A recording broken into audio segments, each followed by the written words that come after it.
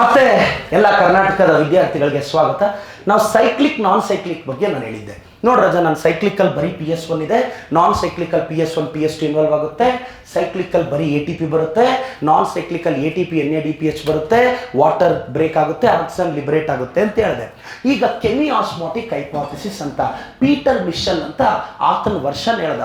ಅಂದ್ರೆ ಈ ನಾನ್ ಸೈಕ್ಲಿಕ್ನ ಈಗ ನನ್ನ ಸ್ಟೈಲಲ್ಲಿ ಹೇಳಿದ್ದೀನಿ, ಅಂದ್ರೆ NCERT ಸ್ಟೈಲಲ್ಲಿ ಹೇಳಿದ್ದೀನಿ. ಈಗ ಪೀಟರ್ ಮಿಶೆಲ್ ಆತನ ಸ್ಟೈಲಲ್ಲಿ ಏನು ಹೇಳ್ತಾರೆ ಅರ್ಥ ಮಾಡ್ಕೊಳ್ಳೋಣ. ಕೆಮಿ ಆಸ್ಮಾಟಿಕ್ ಮೇಲೆ ಕ್ವಶನ್ ಎಕ್ಸ್ಪೆಕ್ಟ್ ಮಾಡ್ಬೋದು, ನೀಟಾಗಿ ಅರ್ಥ ಮಾಡ್ಕೊಳ್ಳಿ. ಇದನ್ನ ಕನ್ನಡದಲ್ಲಿ ಅರ್ಥ ಮಾಡ್ಕೊಳ್ಳಿ, ಇಂಗ್ಲೀಷಲ್ಲಿ ಬರ್ದಾಕ್ಬಿಡಿ.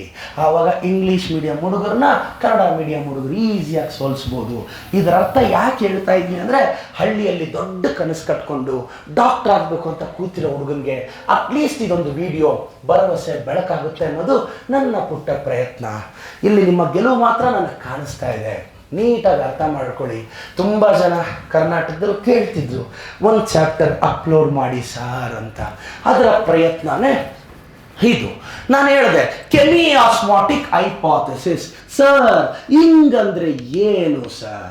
ಇದನ್ನ ನಾನ್ ಸೈಕ್ಲಿಕ್ ಕೆಮಿ ಆಸ್ಮಾಟಿಕ್ ಹೈಪೋಥೆಸಿಸ್ ಇದನ್ನ ಪೀಟರ್ ಮಿಶೆಲ್ ಅಂತ ಕೊಟ್ಟ. ಪೀಟರ್ ಮಿಚೆಲ್ ಅಂತ ಇದನ್ನ ಕೊಟ್ಟಿದ್ದು ಏನು ಅಂದ್ರೆ, ನಾನ್ ಸೈಕ್ಲಿಕ್ ಹೇಗೆ ನಡೆಯುತ್ತೆ, ಹೈಯರ್ ಪ್ಲಾಂಟ್ಸ್ ಅಲ್ಲಿ ಲೈಟ್ ರಿಯಾಕ್ಷನ್ ಎಕ್ಸಾಕ್ಟ್ ಆಗಿ ಹೆಂಗೆ ನಡೆಯುತ್ತೆ ಅನ್ನೋದು ಈತನ ಸ್ಟೈಲಲ್ಲಿ ಹೇಳ್ದ. ನೋಡ್ರ ರಜಾ, ನಾನೀಗ ಒಂದು ಥೈಲಕಾಯ್ಡ್ ಮೆಂಬ್ರೇನ್ ಬರಿತಾ ಇದ್ದೀನಿ. ಇದು ಥೈಲಕಾಯ್ಡ್. ಸರ್ ಇದು ಎಲ್ಲಿರುತ್ತೆ ಸರ್? ಕ್ಲೋರೋಪ್ಲಾಸ್ಟ್ ಒಳಗಡೆ. ನಾನೀಗ ಒಂದು ಥೈಲಕಾಯ್ಡ್ ಮೆಂಬ್ರೇನ್ ಬರೆದಿದ್ದೀನಿ. ಇದು ಥೈಲಕಾಯ್ಡ್ ಮೆಂಬ್ರೇನ್ ಬರೆದಿದ್ದೀನಿ. ಭಾಳಷ್ಟು ಜನ ಸ್ಟೂಡೆಂಟ್ಸು, ಸರ್ ನಿಮ್ದು ಯಾಕೆ ಹ್ಯಾಂಡ್ ರೈಟಿಂಗ್ ಅಷ್ಟು ಚೆನ್ನಾಗಿಲ್ಲ ಅಂತ ನಿಮ್ಗೆ ಅನಿಸ್ಬೋದು. ನಾನು ಹಣೆ ಬರಹ ಬರೆಯೋ ಬ್ಯುಸಿಯಲ್ಲಿದ್ದೀನಿ, ಅದಕ್ಕೆ ಸ್ವಲ್ಪ ಕೈ ಬರಹ ಕೆಡ್ತಾ ಇದೆ. ಬನ್ನಿ, ಹೆಂಗೂ ಇರಲಿ ಪರವಾಗಿಲ್ಲ, ನಿಮ್ಗೆ ಅರ್ಥ ಆದರೆ ಸಾಕು. ಈಗ ಇದು ಥೈಲಕಾಯ್ಡ್. ಒಂದು ಕ್ಲೋರೋಪ್ಲಾಸ್ಟ್ ಒಳಗಡೆ ಥೈಲಕಾಯ್ಡ್ ಇರುತ್ತೆ. ನೋಡ್ರ ರಜಾ, ಈ ಥೈಲಕಾಯ್ಡ್ ಅಲ್ಲಿ ಇದು inner side of the membrane, ಇದು outer side of the membrane. ಚೆನ್ನಾಗಿ ಅರ್ಥ ಮಾಡ್ಕೊಳ್ಳಿ. ಈಗ ಈ ಥೈಲಕಾಯ್ಡ್ ಒಳಗಡೆ ಇರೋ ಜಾಗನ ನಾವು ಲುಮೆನ್ ಅಂತ ಕರಿತೀವಿ. ಇವಾಗ ಈ ಥೈಲಕಾಯ್ಡ್ ಆಚೆ ಇದೆ ಕ್ಲೋರೋಪ್ಲಾಸ್ಟ್ ಒಳಗಡೆ, ಇದನ್ನ ಸ್ಟ್ರೋಮಾ ಅಂತ ಕರಿತೀವಿ. ಕ್ಲೋರೋಪ್ಲಾಸ್ಟ್ ಒಳಗಡೆ ಫ್ಲೂಯಿಡ್ ಇರುತ್ತೆ, ಅದನ್ನ ಸ್ಟ್ರೋಮಾ ಅಂತ ಕರಿತೀವಿ. ಥೈಲಕಾಯ್ಡ್ ಒಳಗಡೆ ಲುಮೆನ್ ಅಂತ ಕರಿತೀವಿ ಜಾಗನ. ನೀಟಾಗಿ ಅರ್ಥ ಮಾಡ್ಕೊಳ್ರಪ್ಪ. ನೋಡಿ, ಇದು inner side of the membrane facing towards lumen. ಇದು inner side of the membrane facing towards lumen.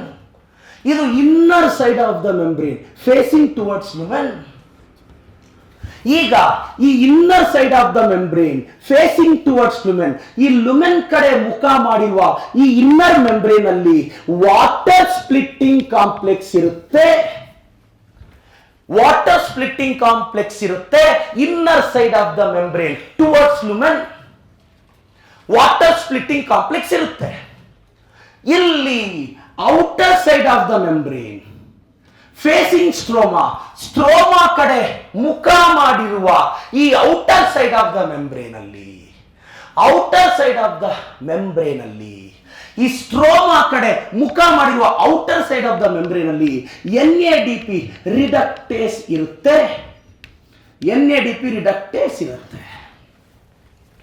ನೋಡಿ ಪ್ಲೀಸ್ ಅಪ್ಪ, ಲೊಕೇಶನ್ ಓದುವಾಗ ಹುಚ್ಚಿಡಿಯುತ್ತಿದ್ದು ಏನು ಗುರು ಇದು ಅಂತ.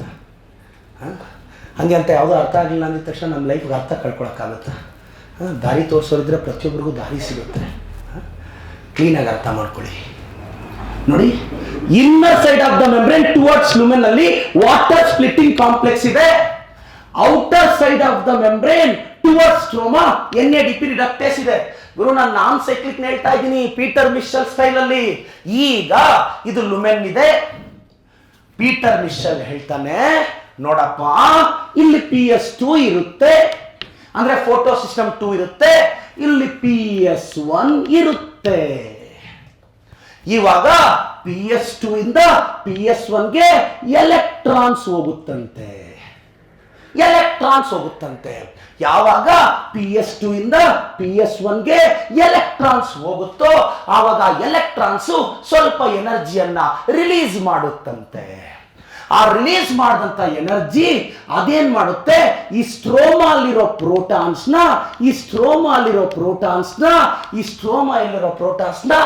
ಎಳೆದು ಲುಮೆನ್ ಒಳಕ್ಕೆ ಹಾಕುತ್ತಂತೆ. PS2 ಇಂದ PS1ಗೆ ಎಲೆಕ್ಟ್ರಾನ್ಸ್ ಹೋಯ್ತು, ಎನರ್ಜಿ ರಿಲೀಸ್ ಆಯ್ತು. ಆ ಎನರ್ಜಿ ಈ ಸ್ಟ್ರೋಮಲ್ಲಿರೋ ಪ್ರೋಟಾನ್ನ ಲುಮೆನ್ ಒಳಕ್ಕೆ ಹಾಕ್ತಂತೆ. ಲುಮೆನ್ ಒಳಕ್ಕೆ ಹಾಕಿದಾಗ ಈ ಲುಮೆನ್ ನಲ್ಲಿ ಪ್ರೋಟಾನ್ ಕಾನ್ಸಂಟ್ರೇಷನ್ ಆಯ್ತಂತೆ. ಇವಾಗ ಈ ಪ್ರೋಟಾನ್ಸ್ ಇಲ್ಲಿಂದ ಇಲ್ಲಿಗೆ ಬಂತು, ಈಗ ಲುಮೆನ್ ನಲ್ಲಿ ಹೆಚ್ಚಾಯಿತು. ಅಟ್ ದ ಸೇಮ್ ಟೈಮ್ ಈ inner side of the membrane ಅಲ್ಲಿ ವಾಟರ್ ಸ್ಪ್ಲಿಟ್ಟಿಂಗ್ ಕಾಂಪ್ಲೆಕ್ಸ್ ಇದೆ. ಇದೇನ್ ಮಾಡುತ್ತೆ ಅಂದ್ರೆ ಈ ಲುಮೆನ್ ಒಳಗಡೆ ವಾಟರ್ ಮಾಲಿಕ್ಯೂಲ್ನ ಹೈಡ್ರೋಜನ್ ಅಯಾನ್ಸ್ ಆಗಿ ಮತ್ತೆ ಹೈಡ್ರಾಕ್ಸಿಲ್ ಅಯಾನ್ಸ್ ಆಗಿ ಬ್ರೇಕ್ ಮಾಡುತ್ತಂತೆ.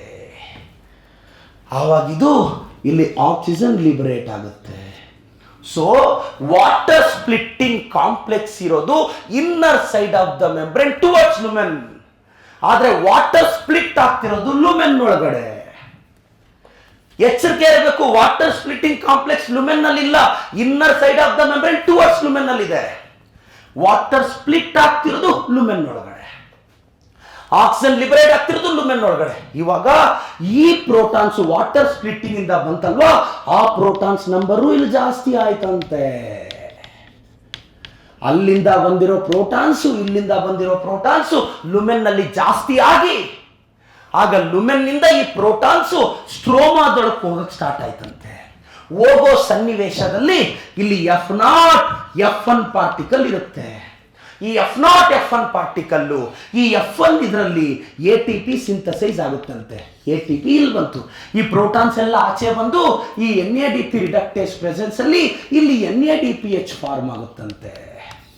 ನೋಡ್ರಜ, NADPH ಬಂತು, ATP ಬಂತು. ಇದು ಕೆಮಿಯಾಸ್ಮೋಟಿಕ್ ಹೈಪೋಥೆಸಿಸ್. ಸೊ ಈಗ ಲೈಟ್ ರಿಯಾಕ್ಷನ್ ನಾವು ಕಂಪ್ಲೀಟಾಗಿ ತಿಳ್ಕೊಂಡಂಗೆ. ಈಗ ATP NADPH ಡಾರ್ಕ್ ರಿಯಾಕ್ಷನ್ ಹೋಗುತ್ತೆ, ಗ್ಲೂಕೋಸ್ ಬರುತ್ತೆ, C3 pathway, C4 pathway, can pathway, photo respiration, external factors. ಇದನ್ನು ಅರ್ಥ ಮಾಡ್ಕೋಬೇಕು. ನಾನೆಲ್ಲ ಕರ್ನಾಟಕ ಸ್ಟೂಡೆಂಟ್ಸ್ ಹೇಳೋದಿಷ್ಟೇ, ಡಾಕ್ಟರ್ ಆಗಬೇಕು ಅನ್ನೋ ವಿಲ್ ಪವರ್ ನಿನ್ನಲ್ಲಿದ್ದರೆ ಈ ಜಗತ್ತಿನ ಯಾವ ಶಕ್ತಿನೂ ನೀನು ಸ್ಟಾರ್ಟ್ ಮಾಡೋಕ್ಕಾಗಲ್ಲ. ಮನೇಲಿ ಕುತ್ಕೊಂಡಿದ್ಯಾ, ನಿಯತ್ ತಗೋದು. ಆರ್ಥಿಕ ಪರಿಸ್ಥಿತಿ ಚಂದ ಇದೆಯಾ, ಒಂದೊಳ್ಳೆ ಕೋಚಿಂಗ್ ಸೆಂಟರ್ಗೆ ಹೋಗು. ಕರ್ನಾಟಕದಲ್ಲಿ ಯಾವ ಕೋಚಿಂಗ್ ಸೆಂಟ್ರಿಗಾದರೂ ಹೋಗು, ಆ ಕೋಚಿಂಗ್ ಸೆಂಟರ್ನ ನಂಬು, ನೀನು ಡಾಕ್ಟರ್ ಆಗ್ತೀಯ. ಕರ್ನಾಟಕದ ಎಲ್ಲ ಕೋಚಿಂಗ್ ಸೆಂಟರ್ಸ್ ಅದ್ಭುತವಾಗಿ ಕಾರ್ಯನಿರ್ವಹಿಸ್ತಿದೆ. ಯಾರ್ಯಾರೋ ಪಕ್ಕದ ಸ್ಟೇಟ್ ಅವರೆಲ್ಲ ಗೆಲ್ತಿದ್ದಾರೆ. ಒಂದ್ಸಲ ನಮ್ಮ ಕರ್ನಾಟಕದವ್ರು ಗೆಲ್ಲಿ ಅಂತ ಬಯಸೋಣ. ನಿನ್ನ ಆರ್ಥಿಕ ಸ್ಥಿತಿ ನೋಡ್ಕೊಂಡು ಒಳ್ಳೆ ಕೋಚಿಂಗ್ ಸೆಂಟರ್ಗೆ ಹೋಗು. ಆ ಒಳ್ಳೆ ಕೋಚಿಂಗ್ ಸೆಂಟರ್ ಸಾಲಲ್ಲಿ ನಾವು ಬಂದು ನಿಲ್ತೀವಿ. ನಮ್ಮ ಆಯ್ಕೆನೂ ನಿನಗೆ ಬೆಟರ್ ಅನಿಸಿದ್ರೆ ಆಯ್ಕೆ ಮಾಡು, ಇಲ್ಲ ನಿನ್ನ ಹೋಮ್ ಟೌನಲ್ಲೋ ಕ್ಯಾಪಿಟಲ್ ಸಿಟಿಯಲ್ಲೋ ಸೆಲೆಕ್ಟ್ ಮಾಡು, ಬಟ್ ಡಾಕ್ಟರ್ ಆಗು. ಒಳ್ಳೇದಾಗಲಿ ಮಗ. ನೆಕ್ಸ್ಟ್ ಡಾರ್ಕ್ ರಿಯಾಕ್ಷನಲ್ಲಿ ಭೇಟಿ ಆಗ್ತೀನಿ. ಆ ಡಾರ್ಕ್ ರಿಯಾಕ್ಷನ್ ಮಾತ್ರ ಹೇಳ್ಕೊಡಲ್ಲ, ಅದಾದಮೇಲೆ ನಿನ್ನ ಲೈಫಲ್ಲಿರೋ ಡಾರ್ಕ್ನೆಸ್ನು ಕಡಿಮೆ ಮಾಡ್ತೀನಿ. ವೆಯ್ಟ್ ಮಾಡ್ತೀರೋ? ಓಕೆ. ಪ್ರದೀಪ್ ಈಶ್ವರ್ ನಿಮ್ಮೊಂದಿಗೆ.